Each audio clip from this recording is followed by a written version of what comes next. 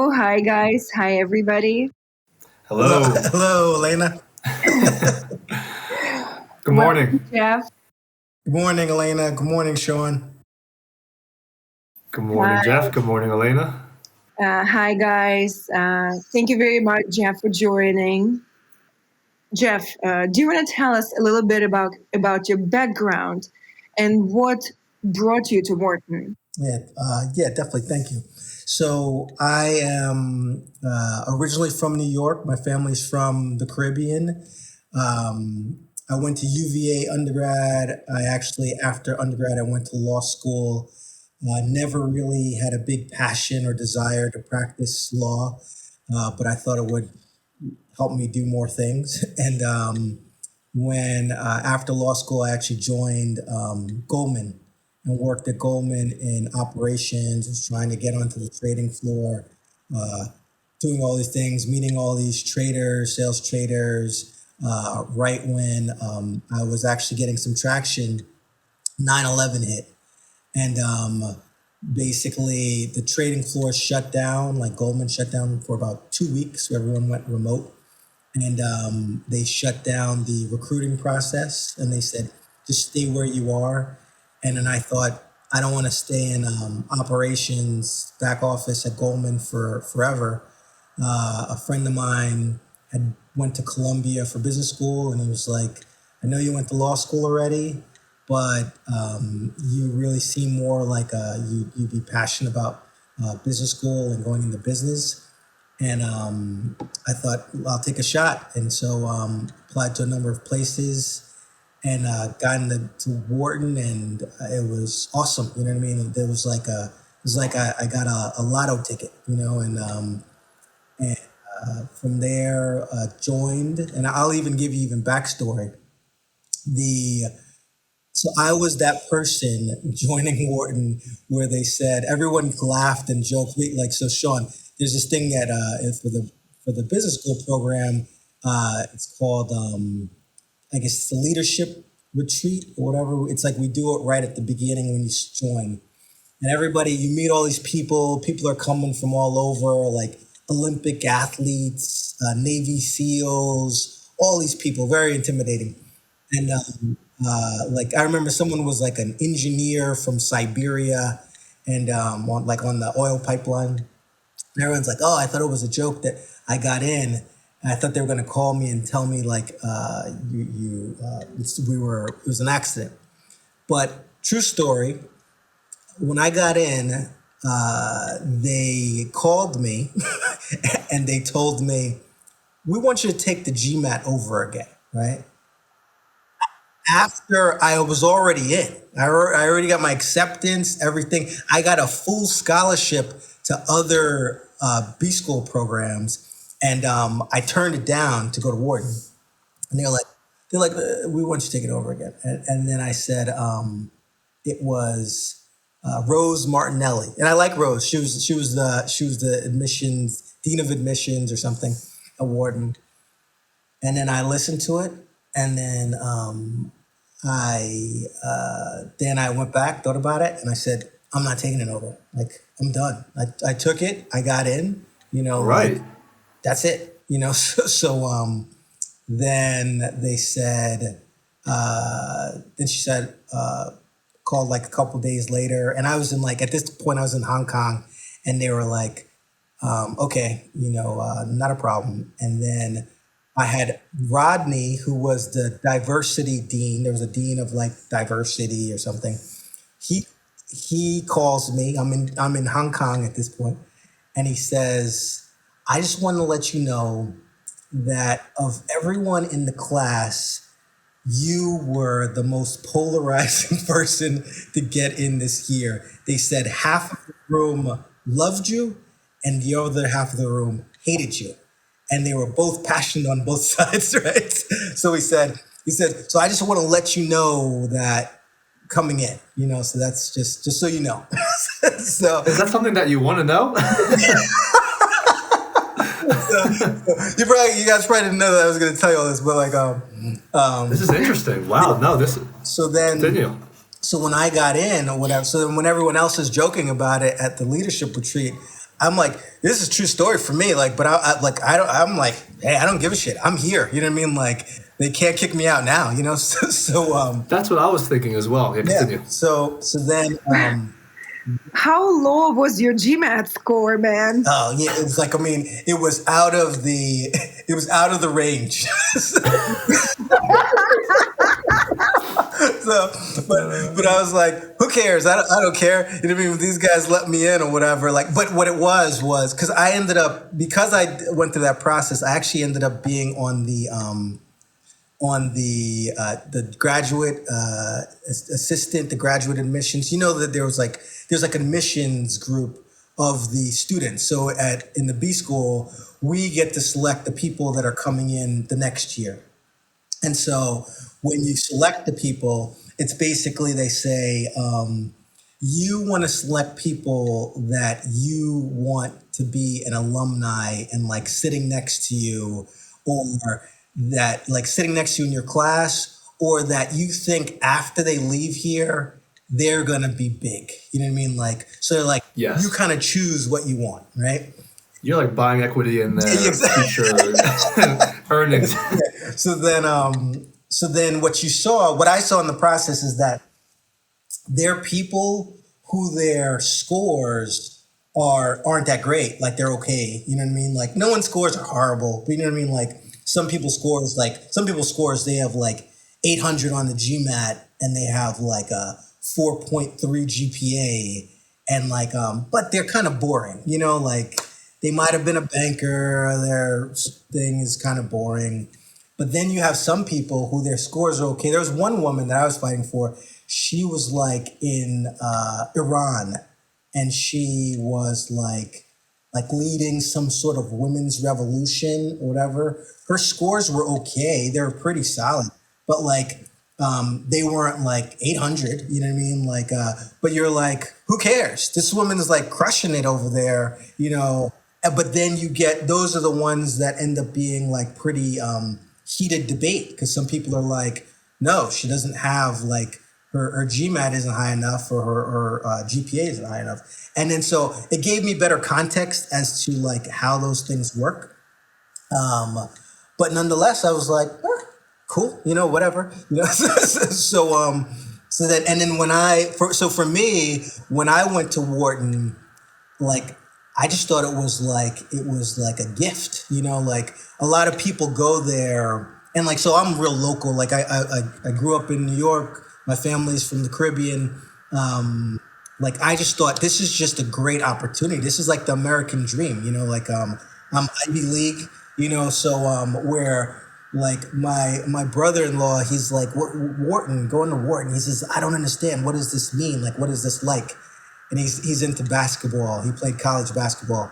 And I was like, this is... Where did he play? He played local. He played this place called St. Francis in Brooklyn. But, oh, cool. But then he said, I said, this is like I'm going to Duke and playing basketball at Duke. And then he was like, damn, okay. That's a good way to put it. So then, but for me, I thought like, awesome opportunity. You know what I mean? Like, I could do whatever I want. And also before coming to Wharton, I also worked at Goldman in operations. And I'd see people, I thought the problem that people had, I saw people come in, they were like Stanford, Wharton, HBS, and they walked around and they didn't realize how the people that weren't like those big name schools that were at like a Goldman looked at them. Looked at them like these are like gods walking around the place, and like they're worried about like little things, like, you know, like things that you're like, I don't even know how you're stressing this, like, and they're like, oh, I don't know, like my thing's not printing right or whatever, like things that you're like, it's insignificant, but they're not carrying themselves with like the confidence that you would think someone that's coming from one of these big places that they talk about at the firm. At Goldman, Wharton was big, you know what I mean? Like, it was probably I would say at Goldman, it felt like it's the biggest school you could come from for finance, you know? So, and when I got to Wharton, like, I would say a critique was that a lot of people spend time a lot of time talking about like, oh, well, I'm not at HBS and that was my first choice, or I'm not at Stanford. That you're like, what? Are you crazy? You know what I mean? This is huge. Like, who cares? You know what I mean? Like, we're talking about like it's one, it's arguable who's better or who isn't, and then two, your opportunities after you leave there, it's like exponential. I was when I came in, this is getting real detailed. I was making about $45,000 a year when I went into Wharton, right? When I came out of Wharton, I had one of the best trading seats coming out of Wharton. Right? So I joined this group, UBS's Principal Finance Group, right? So this is prop trading. So at the time, prop trading was very big, and but it was very hard to get one of these seats. So it's like a buy side seat. It's super competitive. And when I came out, some of the recruiters, particularly like UBS recruiters, this is UBS's prop desk, and some of the MDs were like, "You got probably one of the top 3 seats coming out of B school." And you're like, "That's crazy!" Like, so my money grew exponentially. Where every other people are like, "Oh, I don't know if it's worth my while or whatever." For me, I'm like, "Hell yeah, this is worth my while. This is like awesome," you know. So and then I would say, and that's just on the front end.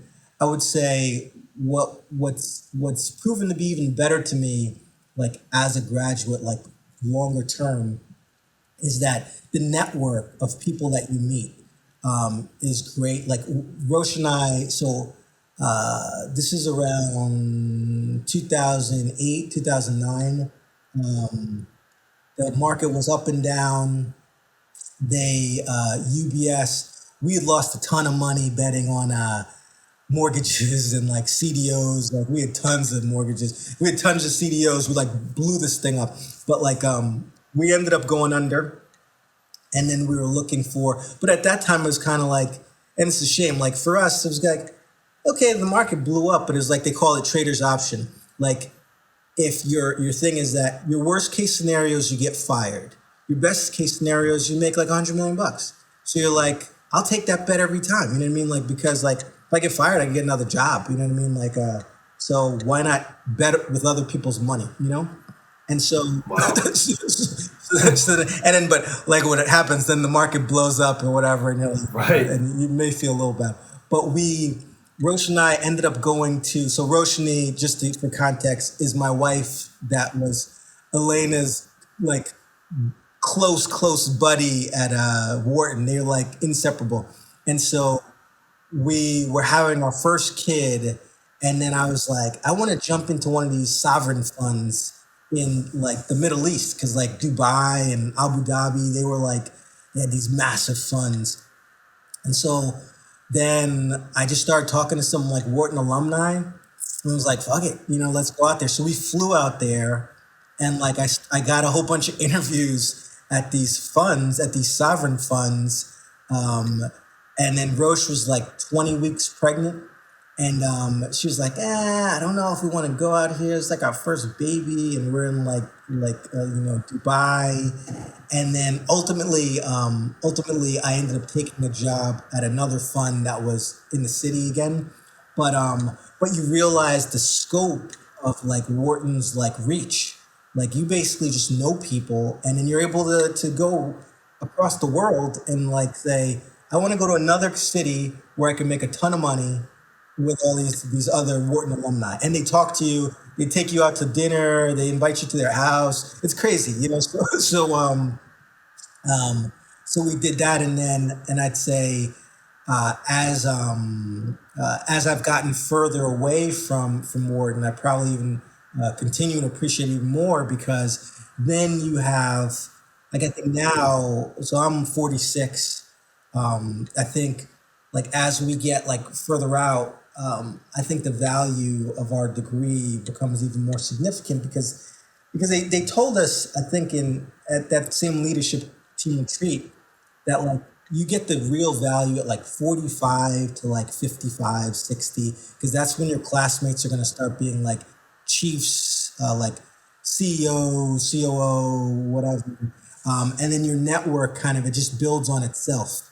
And so I'd say now that's what I'm seeing. And now I'm seeing opportunities where people are coming to me for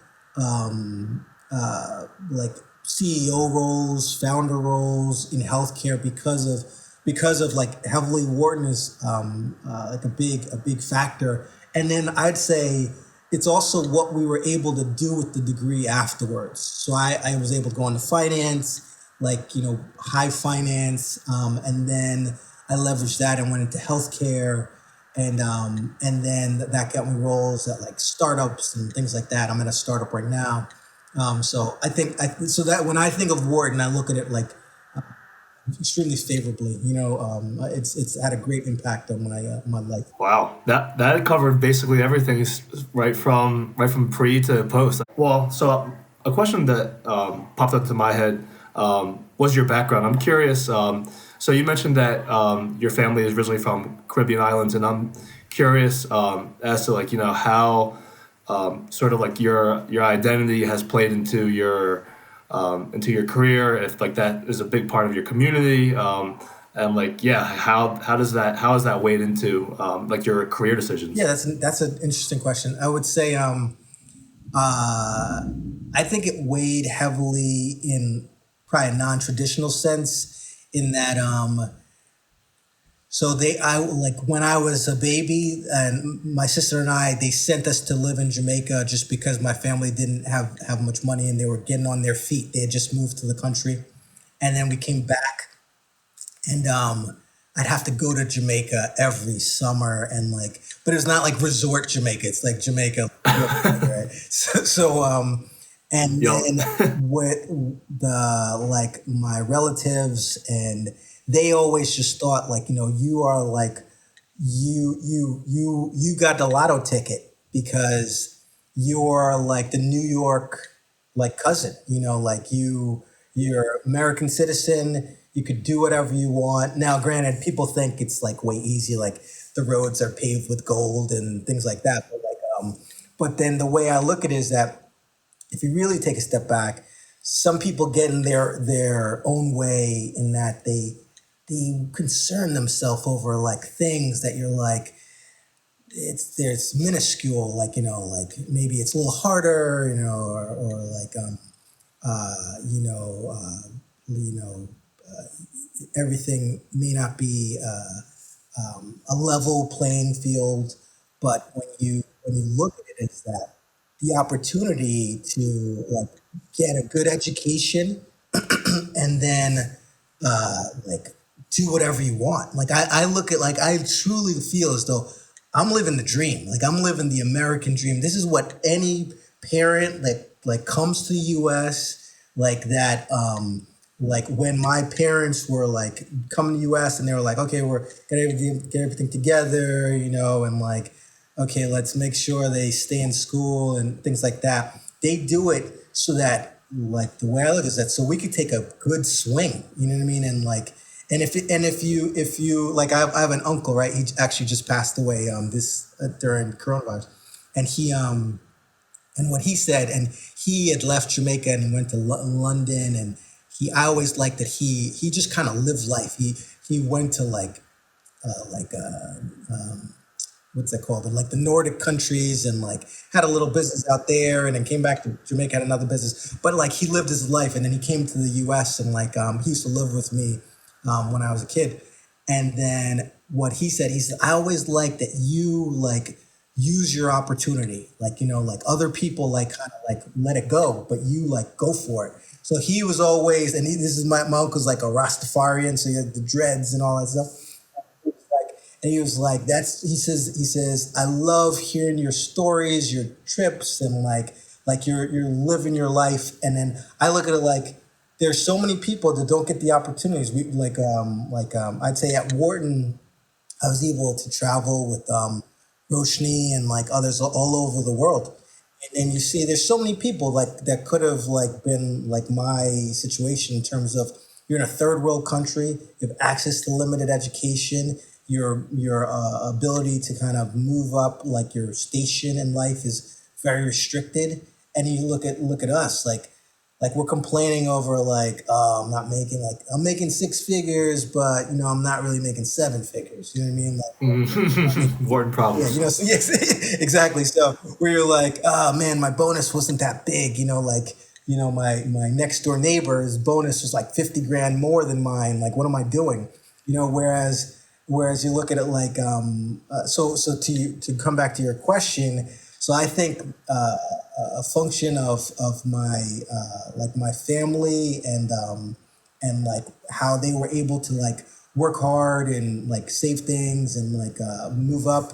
I think that directly impacts like what I'm doing and where I look at it like I could do anything. You know what I mean? Like I truly feel unrestricted. Like, you know what I mean? Like there's no limits, and I think and it's like freeing. And I actually think the Wharton degree pushes it to another level. Like you could do anything even without a Wharton degree. I don't want to say that Wharton is the only way you can feel like that, but I definitely feel it puts us into a zone that we have a seat at the table at any table, and like we can say we have this idea, we have this business that we want to do, and any you go to any country, you can talk to any person, race, whatever, and they're gonna at least listen to you and think maybe this person has something, so I think it's a function of upbringing, but it's a function of, and I think I'm generally an optimistic person too. So that's a long answer to your question. Well, the thing that I extracted from that I think is so huge that we all need to be aware of is just like that perspective that when you're like caught up in the day to day and like you think about these problems that you have, but then taking a step back and realizing, hey, like this is where I came from and this is where I'm at now. Like that's pretty good. Yeah. Exactly. Where you're just pretty happy about it. Like like I said, when my uncle was passed away, like he's like, oh, let me see like your house, like where you live now, right? And then I showed him a picture. He's like, oh man, you live in a mansion or whatever, right? We don't live in a mansion. It's like a nice upper middle class home, and Sure. but like you realize for like much of the world, right? Like where all these different places we're living are fancy apartments and like concierges and all these different things like we take for granted, and it's great to see that like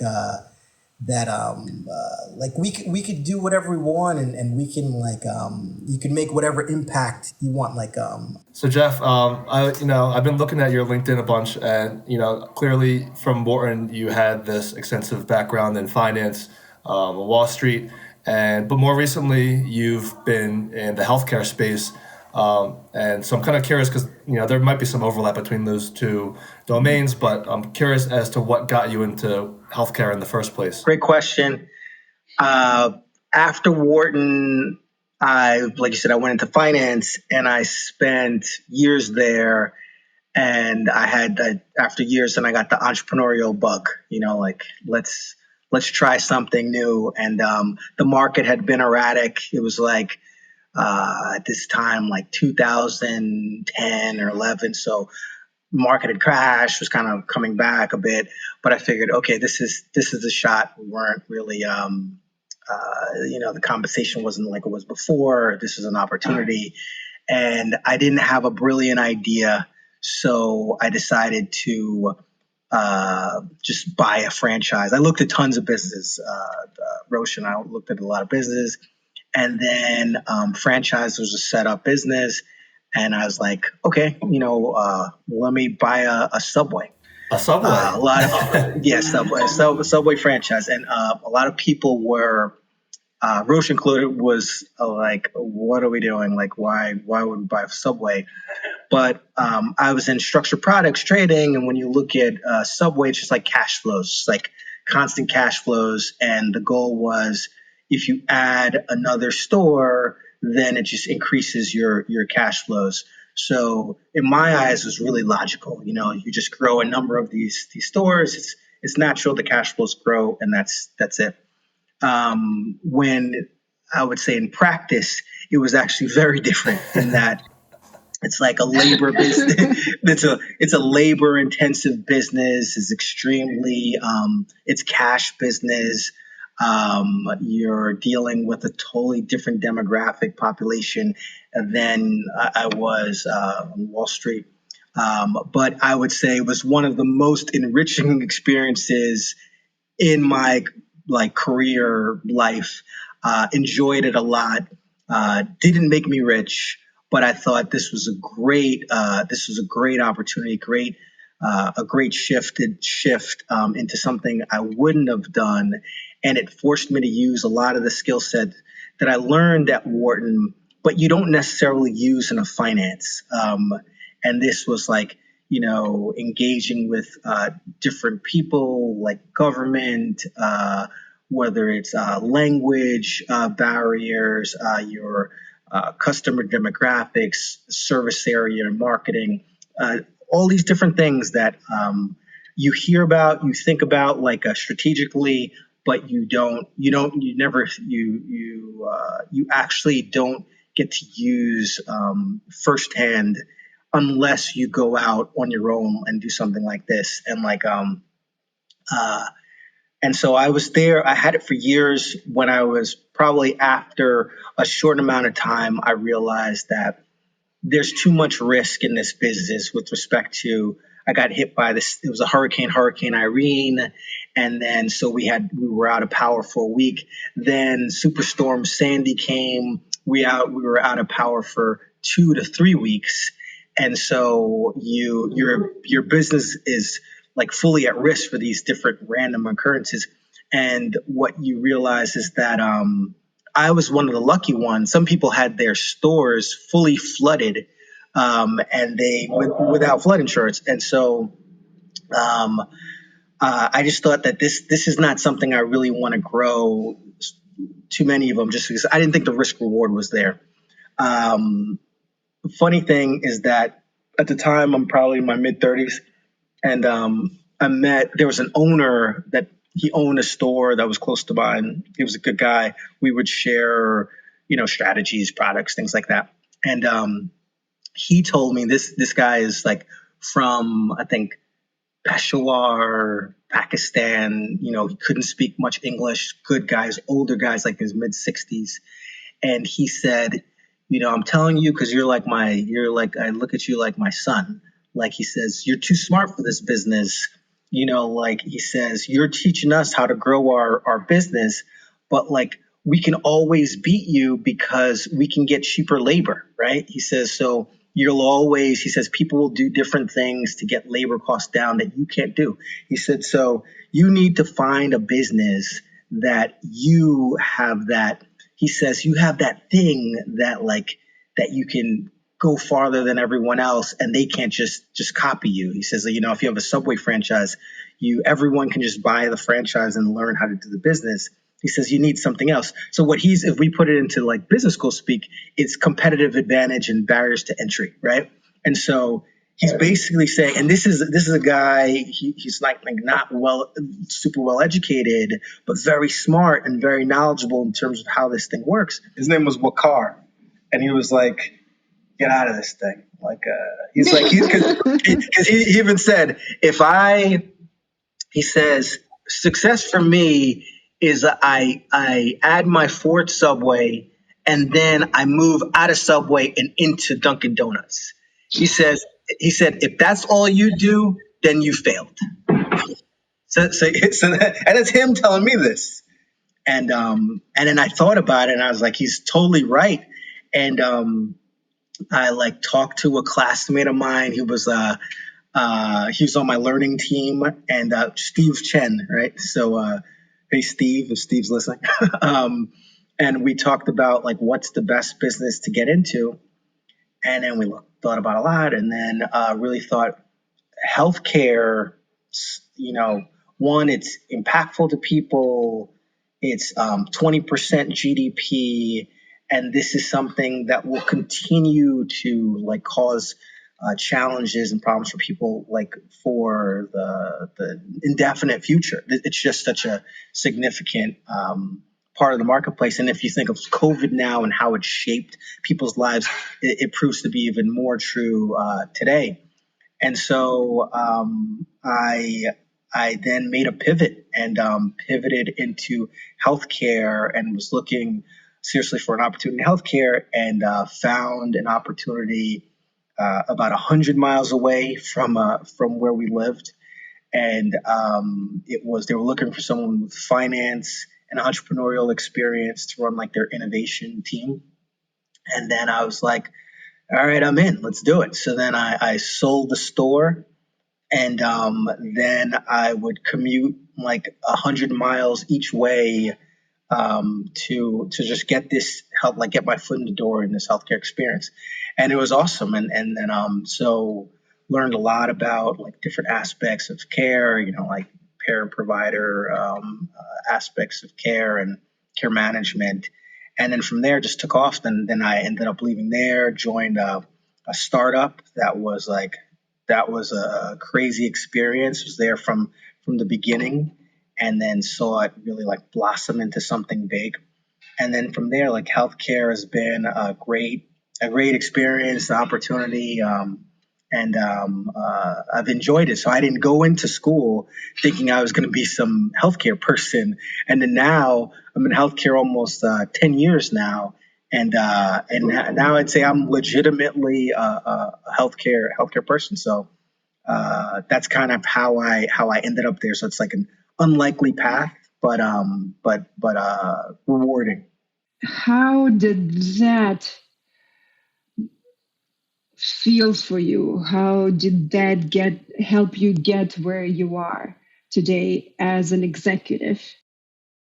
What I think that it kind of reconnected me with I'd say regular regular people.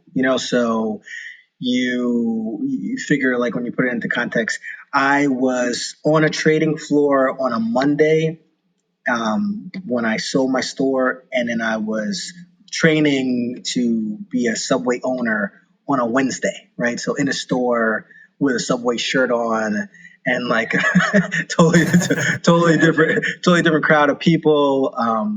But then when you get in the store, you realize everyone's the same. Like, people have the same issues. You might have different income levels, and it's really your ability to kind of connect those things together to realize that you're if you can solve people's problems, whatever those are. And when I think of problems, I'm really thinking of like your team, your staff, as to what incentivizes them to work harder. What issues are they dealing with? Like, what's top of mind? And when you think of it's on like, see, if you're dealing with like a low wage worker, it's really like, how can I get enough hours to really live on this? And then if you have kids, and if you have like a family that you're supporting, then you realize there's pretty significant issues that like a minimum wage